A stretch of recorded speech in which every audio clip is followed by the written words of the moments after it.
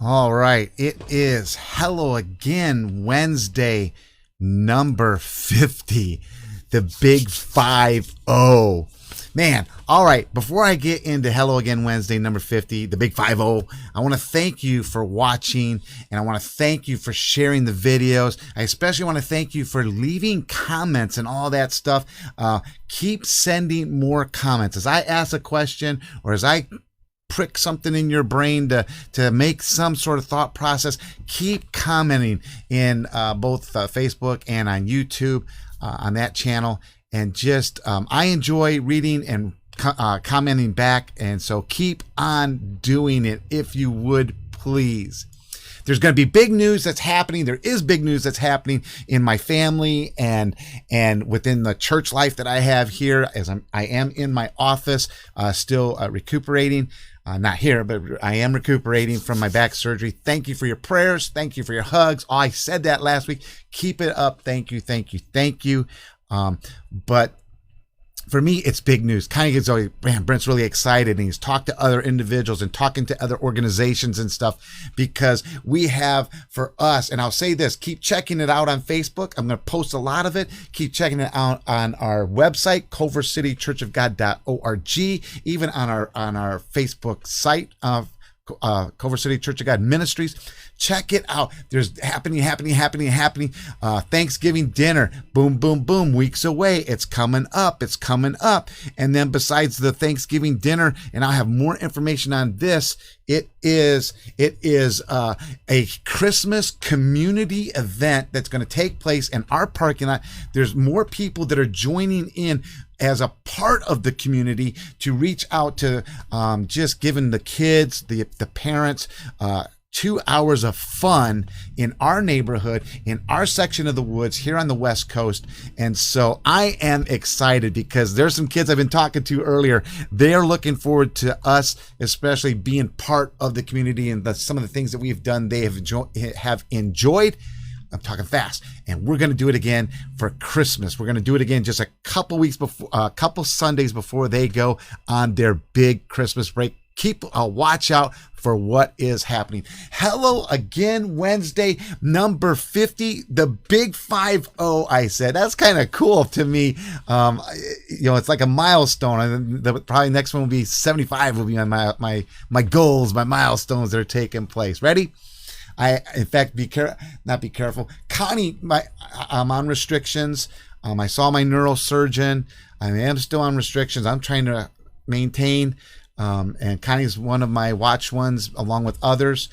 She is also, not unfortunately, I'm glad it's her, but I have to be chauffeured around while I recover. Anyways, that's a whole nother thing. So she might come through the door. I've opened all my doors so that, if she comes to pick me up, which she's on her way, she can just walk in. The big question for this one, Hello Again Wednesday, number 50, is who are the top 10 that you trust? Who are the top 10 that you trust? At first, when I was thinking, I was like, hey, name your top 3. That's probably really, really easy. So I thought I'd just kind of broaden it, make you really think, who are the top 10 that you can trust? It might be a little bit harder. As I was preparing for this Hello Again Wednesday, I started, just researching a few things, on trust and stuff like that. And one of the first things that popped up via Wikipedia and via video of the actual show, back in 1956 on ABC, they started a show, Do You Trust Your Wife? And maybe today that kind of a title of a show might not go off so well. We got so many cancellations and stuff going on, and a messed up culture, I'll just put it. And you got these people and doing all kinds of things like that. Can you imagine if the television show today was Do You Trust Your Wife, and you put her on the spot and all this stuff? Who knows how it would go. But in 56, anyways, and I know a good friend of mine here at church is going to like this. Because we talk about a lot of things like this. Anyways, in 1956, what was it? Who do you trust? what was it called again? Do You Trust Your Wife? Do You Trust Your Wife was hosted by Edgar Bergen, and he had these two quote dummies, these puppets, and one of them almost looked like Peanut or something with the Jeff Durham or whatever his name is later on in life here. But this Edgar Bergen had two dummies that hosted this show, this game show is what it is, and they hosted it. And hold on a sec, I'm gonna call Connie in.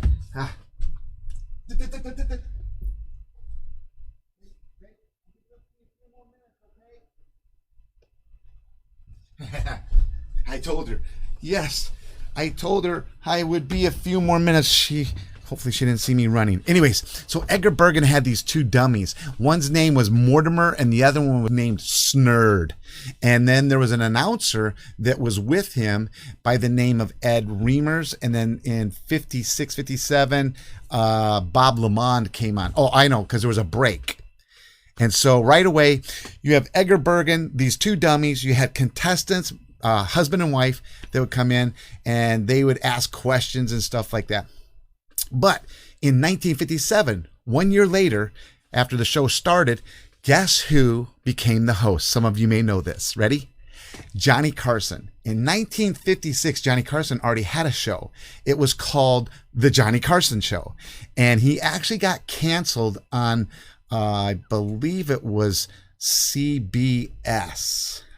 Yes, it was CBS. He got canceled off of CBS.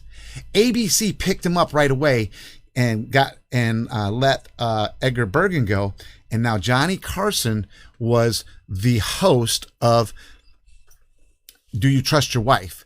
Along with, are you ready?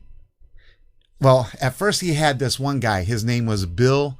I think it was Bill, it was Bill Nemo. Bill Nemo was the announcer, and 1 year after Johnny Carson joined, guess who came along? Ready? Ed McMahon. So now you have the duo of years, Ed McMahon and Johnny Carson together on a show called Do You Trust Your Wife?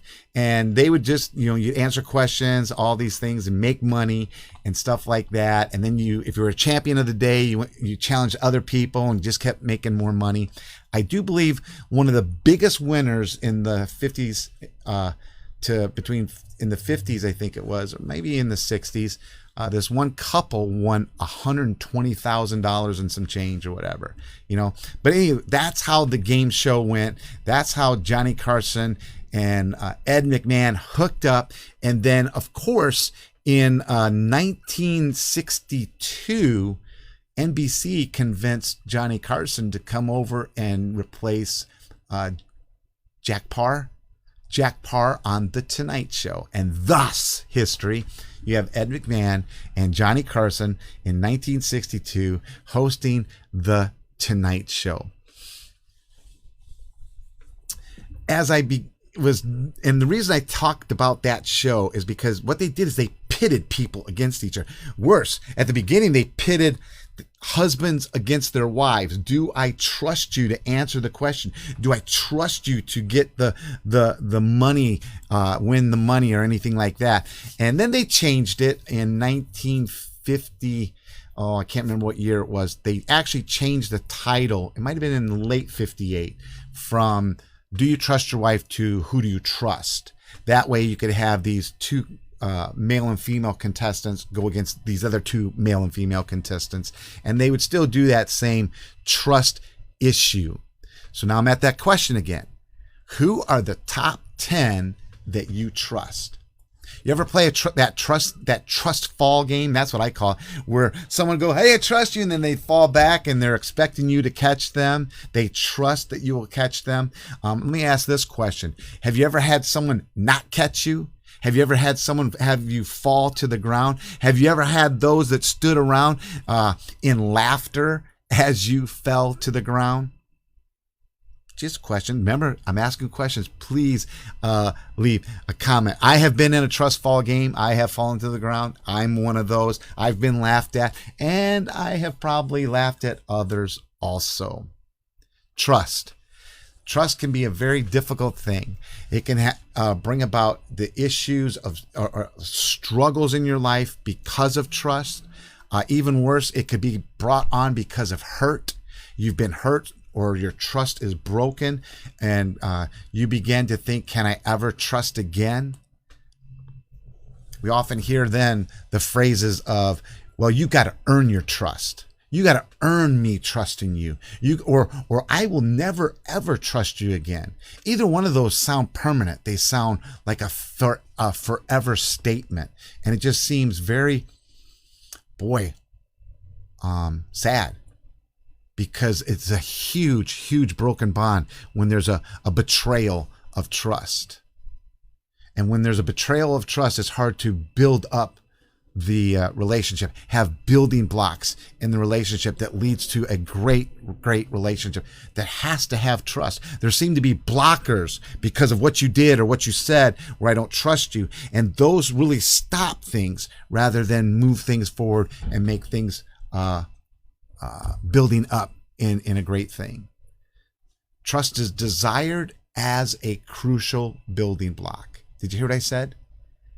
In order for you to grow, if you look at yourself, you desire to trust that individual because you know with that trust, things are going to go far. Trust, I have to say this, is always laced with forgiveness. Remember when I'm talking about building blocks? If you have forgiveness, I guarantee you will have trust. If you have forgiveness, you will have trust. When that trust is shattered or broken or twisted or messed up and you have forgiveness, you will watch that trust easily comes back. You got to have forgiveness, and it's got to be laced with it. So the top three, I'm going to go this way for me. I trust Connie, my wife. I trust Connie. Even though she's the whip cracker right now for my recovery, I trust Connie with all my heart. I trust my parents.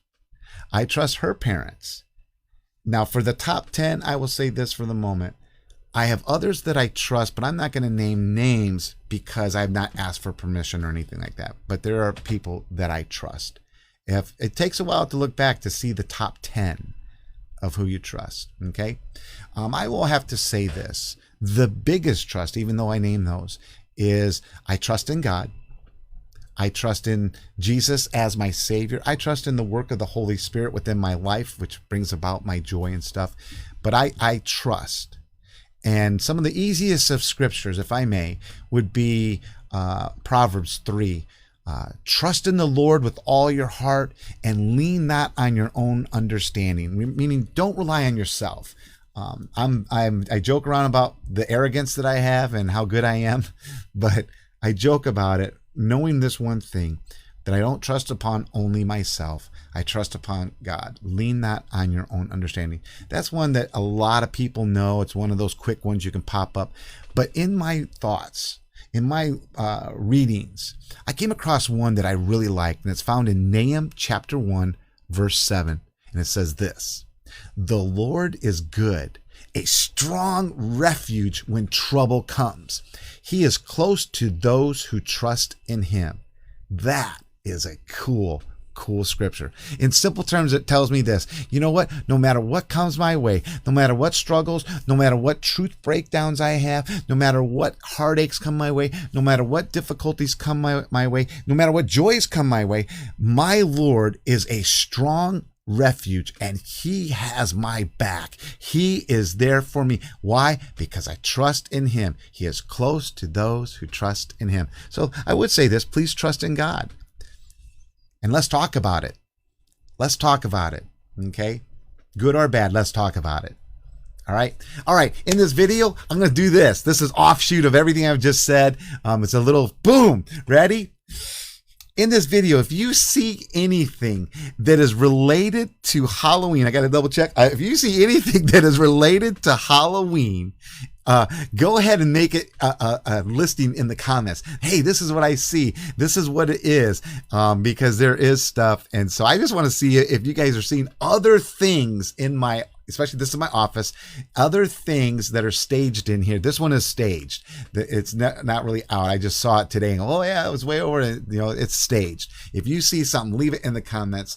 And that's my little challenge to you, other than the question of the day. As always, it is Wednesday, and in a couple of hours, we are going to have our Bible study downstairs here at the church, and we are going to be reading the book of Romans. Pastor Mark is going to lead us in that Bible study, starting us off with chapter 1 in the book of Romans. And as I was saying earlier, with Halloween's coming up. It is Sunday, and I'm kind of excited for that one. I wish they were all out here together, all my grandkids, but it didn't work out that way. But there's some of them out here, and I have these goals, on our because it is Sunday, so we'll do church and have church and great time that way, and then lunch, and then we will start prepping for the countdown to go trick-or-treating in the neighborhood, and they'll hang out with friends more than likely in the neighborhood and trick-or-treat, have laughter, and that is such a joy for me, because I am in recuperation. It is a goal to see how far I can go down there. Here's what I probably think will happen. Connie will drive a car so far and say, Brent, hey, it's time. Let's go ahead. Let's get in the car. And the kids will go on without me, and hopefully they will share their candy. Those are my goals. For you guys, I suggest go ahead and check out a church near you. If you can't make our Bible study, or we do have it on Zoom also, and if you need that link, let me know. I Zoomed as a recovering patient. I Zoomed last Wednesday. I'll be honest, and you can do this too. I don't suggest you do it, but hey, I've been sleeping a long time. One day I laid down and I just wanted to rest for a sec, and it turned into a 3-hour nap. Oh my goodness. Well, anyways, I joined in the Zoom a little bit late, but I was at Bible study last week via Zoom. You can do it too if you want. I'll give you that link. Okay. Otherwise, go check out a church near you. Who knows? They might be preparing for trunk or treat this weekend, a bunch of fun and hot dogs or whatever, hay rides, whatever. Or they might be having just some activities taking place with their youth, or they might be having activities take place with their children, or even their adults having fellowship, having a great time together. Go and check them out and be a part of your community. Okay. Everyone, I hope you have a great weekend. Thanks for watching. I really appreciate it. Be sure to continue to follow, like, and most of all, share the videos with your friends, your family, your acquaintances, whoever, and make sure you leave a comment, and I will hook up. It's a joy. Everyone, I'm trying to find my outs. Have a great weekend.